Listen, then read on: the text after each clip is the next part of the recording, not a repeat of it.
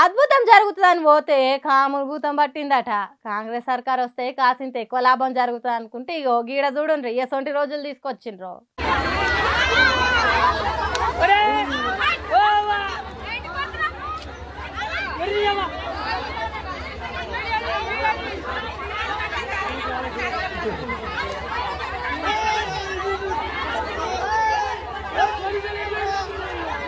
చూసిండ్రా ఎట్లున్నదా ఫైటింగ్. ఇన్ని రోజులు లైన్లలో పెట్టిన చెప్పులు ఇప్పుడు చేతులకు చేరి తోటి రైతులను కొట్టుకునే కాడికి వచ్చింది. షిగలు పట్టుకొని లాక్కుంటా పీక్కుంటా పొట్టు పొట్టు కొట్టుకునే సెంటర్లు అయినాయి యూరియా ఇచ్చే సెంటర్లు. ఇదంతా కేంద్రంలో ఉన్న బీజేపీ సర్కారు, రాష్ట్రంలో ఉన్న కాంగ్రెస్ సర్కార్ల పుణ్యం.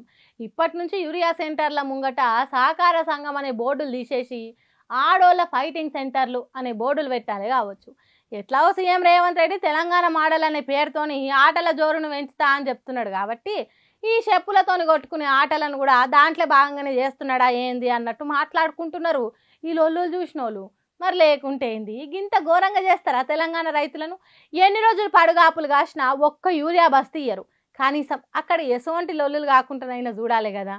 తెలంగాణ ఆడోళ్ళ పరువు తీసినంత పని చేస్తున్నది రేవంత్ రెడ్డి సర్కారు. రైతులను అవమానం పాలు చేస్తున్నదని అంటుర్రు ఈ కొట్లాటలను చూసిన జనాలు. ఇంతకు ఇది ఏడ జరిగిందో చెప్పలేదు కదా. సిద్దిపేట జిల్లా గజ్వేల్ మండల సెంటర్లో జరిగింది ఈ అద్భుత దృశ్యము. నీళ్లు తెచ్చిన లెవెలు, నిలబడి వారిచ్చిన లెవెలు అనే దాని మీద తెలంగాణ రాజకీయం రసవత్తరం అవుతున్నది. మేం తెచ్చినామని కరాటే ఫైటింగ్ చేసినట్టు ప్రాజెక్టుల ఫైటింగ్ చేస్తున్నారు లీడర్లు. ముందుగాల సీఎం రేవంత్ రెడ్డి ఏమన్నాడో ఒకసారి ఇందాం. శ్రీపాద ఎల్లంపల్లి ప్రాజెక్టు పేరే శ్రీపాదరావు గారి పేరు మీద ఉన్నది. అది మీ తాతనో మీ ముత్తాతనో కట్టింది కాదు. శ్రీధర్ బాబు గారు తండ్రి కాంగ్రెస్ పార్టీ కట్టింది శ్రీపాద ఎల్లంపల్లి. ఇవాళ గోదావరి నదీ జలాలు నగరానికి వస్తున్నాయనంటే శ్రీపాద ఎల్లంపల్లె మూలం. అక్కడి నుంచే గోదావరి జలాలను పట్టుకొని హైదరాబాదు నగరానికి మనం ఈరోజు తరలిస్తున్నాం. ఆ సంగతి మర్చిపోయి ఈ రోజు మల్లన్న సాగర్ నుంచి అంటున్నాడు. మల్లన్న సాగర్ ఎప్పుడే రాజశేఖర రెడ్డి గారు 2008-9లో ప్రారంభించిన ప్రాజెక్టు కాదా? ఇన్నరా హైదరాబాద్ కు నీళ్ళు తెచ్చిందే మా పార్టీ. అక్కడెక్కడనో ఉన్న ఆదిలాబాద్ అడవుల నుంచి హైదరాబాద్ తెచ్చిన తోప్ లీడర్లు మా పార్టోలు. ఇవాళ మల్లన్న సాగర్ అని మురుస్తున్నారు.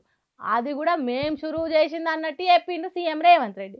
ఇటు పక్క కేటీఆర్ ఏమంటుండో చూడండి. వాస్తవం ఏంటి అంటే పెద్దలు కేసీఆర్ గారి నాయకత్వంలో పాలమూరు రంగారెడ్డి ఎత్తిపోతల పథకం కింద 90% పనులు పూర్తి చేసి రిజర్వాయర్ల నిర్మాణం పూర్తి చేసి మరి ఇప్పటికే భూసేకరణ కానీ ఇప్పటికే చేయాల్సిన అన్ని కార్యక్రమాలు కూడా పూర్తి చేసి ఒక వడ్డిచ్చిన విస్తరిలాగా అప్పజెప్పి రేవంత్ రెడ్డి గారికి కాంగ్రెస్ ప్రభుత్వానికి అప్పజెప్పి మేము గద్దె దిగాం డిసెంబర్ 23లో. ఇప్పుడు కేవలం రేవంత్ రెడ్డి గారు చేయాల్సిన పనల్లా ఒక 10% పని పూర్తి చేసి కాలువలు పూర్తి చేసి నీళ్లు బ్రహ్మాండంగా తీసుకునే అవకాశం ఉంది, ఇచ్చే అవకాశం ఉన్నది. అది చేసింది మేమే, ఇది చేసింది మేమే అని అనుడు కాదు. తొండెం మొండెళ్ళింది. ఇక ఒక్క తోకెళ్లాల్సిన పాలమూరు రంగారెడ్డి ప్రాజెక్టును ఎందుకు పూర్తి చేస్తలేవు? మీరంత సిపాయిలు అయితే ఒక్క 10% ఎందుకు నిలబడి పూర్తి చేసి నీళ్ళు ఎందుకు ఇస్తలేవని అడుగుతున్నాడు. ఎందుకు పూర్తి చేస్తలేడో అది కూడా చెప్తున్నాడు. ఇనుండ్రి. ఎక్కడ వెంటనే పూర్తి చేస్తే ఇదంతా కేసీఆర్ గారు కట్టిన కరివేనా? ఇదంతా కేసీఆర్ గారు కట్టిన వట్టెం రిజర్వాయరు, ఇది కేసీఆర్ కట్టిన ఉద్దండాపూర్ రిజర్వాయరు, ఇది కేసీఆర్ గారి ప్రభుత్వం కట్టిన నార్లాపూర్ రిజర్వాయరు అని చెప్పి ఏదుల రిజర్వాయరు అని చెప్పి ప్రజలకు గుర్తొస్తుంది. రైతులు శాశ్వతంగా మళ్ళీ కేసీఆర్ గారి పేరుని మర్చిపోకుండా గుండెల్లో పెట్టుకుంటారు అనే ఒక ఆలోచనతో, ఒక దురాలోచనతో ఆయన కావాలని పాలమూరు రంగారెడ్డి ఎత్తిపోతల పథకాన్ని ఇవాళ పనులు చేయకుండా దాన్ని పడావు పెట్టిన పరిస్థితి. అన్నాడు మా సీఎం రేవంత్ రెడ్డి. కేసీఆర్ ఆనవాళ్ళు లేకుండా చేస్తా అన్నాడు కదా. హాగో అందుకే కచ్చగట్టి పాలమూరు రంగారెడ్డిని వండబెట్టి యాగం చేస్తున్నాడట. అందుకే కొత్తవి కట్టడు. కేసీఆర్ మొదలుపెట్టిన ప్రాజెక్టులను పూర్తి చేయడు. కట్టిన ప్రాజెక్టులను కేసీఆర్ పేరు రాకుండా చేస్తాడు. ఇదెక్కడి పద్ధతి? ఇంట్లోకి పోకుండా బయటికి రాకుండా గడపలనే ఉంటా అన్నట్టు రేవంత్ రెడ్డి తీరన్నట్టు మాట్లాడుతున్నారట ఈ ప్రాజెక్టుల పంచాలు చూస్తున్న తెలంగాణ జనాలు.